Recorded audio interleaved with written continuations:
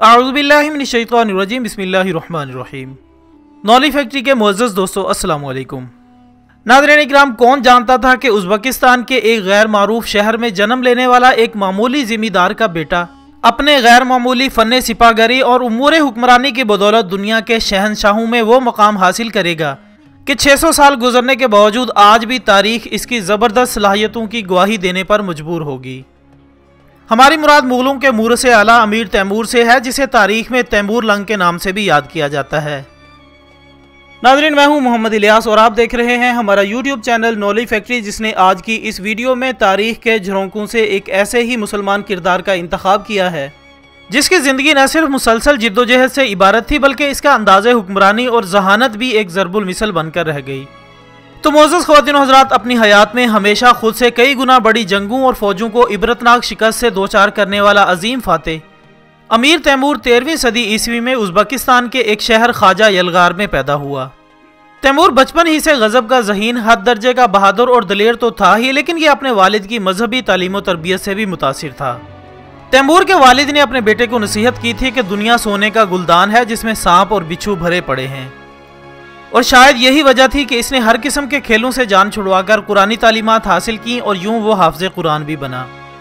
इसके अलावा दीनी और दुनियावी उलूम का माहिर, अपने लिहाज से मुफ्ती और फ़कीहा के मुकाम पर था। और अगर इसकी फतूहात के तनाजुर में देखा जाए तो इसका शुमार सिकंदर आज़म के अलावा दुनिया के दीगर बड़े फातिहीन में किया जा सकता है। दोस्तों, इस अजीम जंगजू को एक रिवायत के मुताबिक मंगोल पकड़ कर ले गए थे और इसी दौरान वहां से फरार होते वक्त दाईं टांग पर एक तीर लगा, जिसकी वजह से वो जिंदगी भर के लिए माजूर होकर रह गया और इसको लंगड़ा कर चलने की वजह से ही तैमूर लंग का नाम दिया जाता है। लेकिन अगर नस्ली तौर पर देखा जाए तो इसका ताल्लुक चंगेज खान के खानवादे से बनता है और शायद ये इसी खून का असर था कि इसने इक़्तिदार के बाद पूरी दुनिया को फतह करने की ठान ली और सबसे पहले अफगानिस्तान के शहर हरात को अपना निशाना बनाया। ख़वातीन हज़रात, इसके अलावा मोतबर मुअर्रिखीन के मुताबिक तैमूर एक पैदाइशी जर्नैल था और बदतरीन हालात में भी यकीनी शिकस्त को फतह में तब्दील करने के हुनर से आशना था। चुनाचे हर्रात को फतह करने के बाद तैमूर ने रूस के शहर मास्को का रुख किया और इसकी फौजों ने इस शहर को भी तबाह बर्बाद करने के बाद वहां खून की नदियां बहा दी। लेकिन ये इसके इब्तदाई सफ़र की भूली बसरी दास्तान है, जबकि इसके बाद इसने मुसलसल जंगें करते हुए जनूब मशरकी एशिया समेत यूरोप के कई ममालिक में भी अपनी फतह के झंडे गाड़े।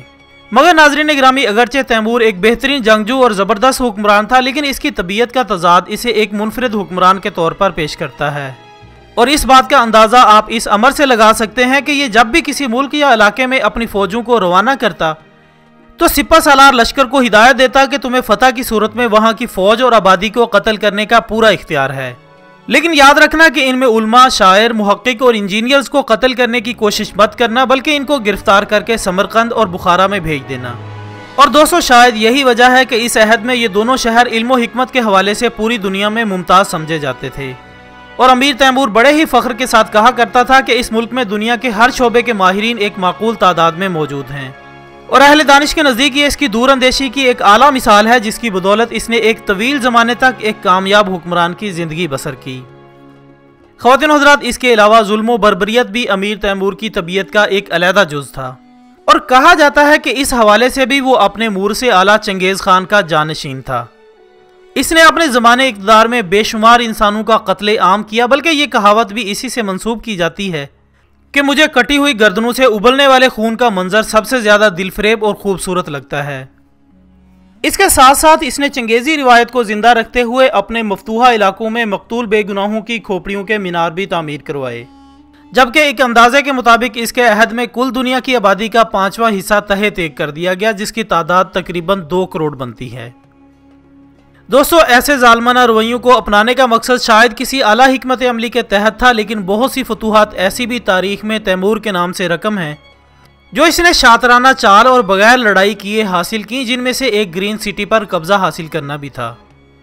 नाज़रीन इकराम, इस वाक़े की शुरुआत कुछ इस तरह से की गई कि तैमूर की फ़ौज ने अतराफ़ो अकनाफ के इलाकों में फैलकर दरख्त और झाड़ियाँ काट कर इतना गर्दो गुबार फैलाया कि दुश्मन की किलाबंद फ़ौज ने यह समझकर कि किसी बड़ी फ़ौज ने हमला कर दिया है, किला तैमूर के हवाले कर दिया।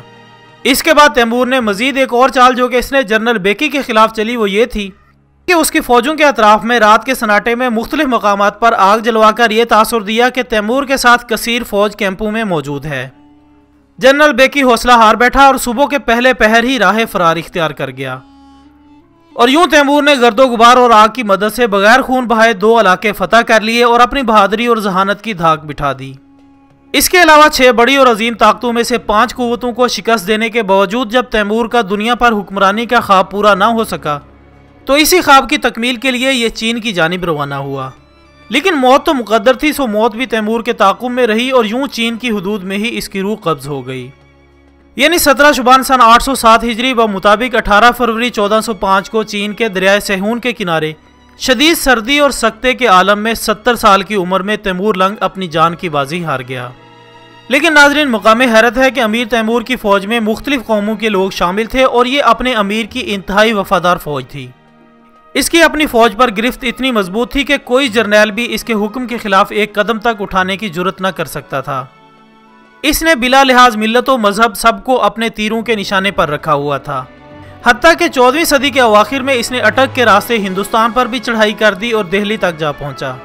इस अहद में यहाँ एक मुसलमान सुल्तान नासिरुद्दीन की हुकूमत थी जिसको इसने शिकस्त फाश से दो चार कर दिया। मगर इन सब खसूसियात के बावजूद इसके खुए जुल्म ने तैमूर की बहुत सी खूबियों को मुअर्रिखीन की आंखों से ओझल रखा और वो आज एक तारीख के जालिम तरीन बादशाह के नाम से जाना जाता है। इसके साथ ही हमारी आज की इस वीडियो का इख्तिताम होता है। वीडियो पसंद आने की सूरत में इसे लाइक और दूसरों के साथ ज़रूर शेयर कीजिएगा।